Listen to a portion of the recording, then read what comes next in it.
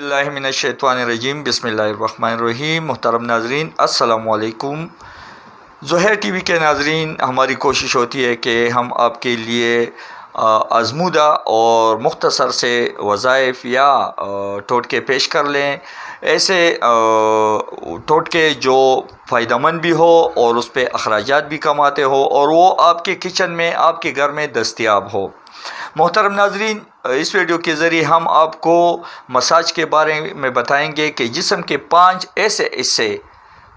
ऐसे हिस्से अपने जिस्म के जिसकी मसाज करने से आप जहनी परेशानी, असाबी खिंचाव और तनाव, दिल और दिमाग की कमज़ोरी, यादाश्त बढ़ाने के लिए, मैदे के निज़ाम की इस्लाह के लिए, बीमारी के बाद कमज़ोरी को, हर बीमारी जो भी बीमारी गुज़रती है उसके बाद लाजमन कमज़ोरी आती है, उसको दूर करने के लिए, शुगर के मरीज़ों की कमज़ोरी के लिए दूर करने के लिए, ख़ुसूसन डिप्रेशन के लिए, हाथ पाँव कांपते हों, चाल में लड़खड़ाहट हो, उन सब बीमारियों में ये टोटका बहुत ही मुफीद है।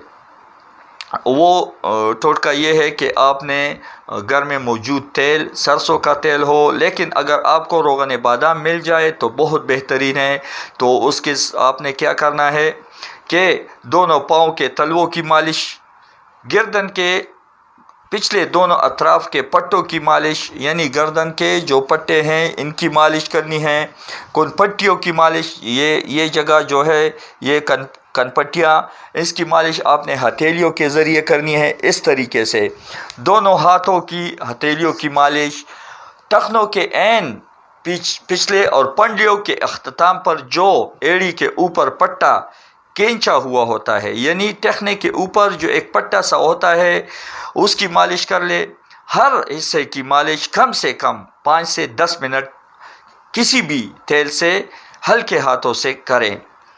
आपको पहले भी बता चुके हैं, अगर आपको रोगन बादाम मिल जाए वो मुयस्सर हो तो बेहतर है। और ये आपने रोज़ाना सुबह व शाम कम से कम 5 से 10 मिनट करनी है।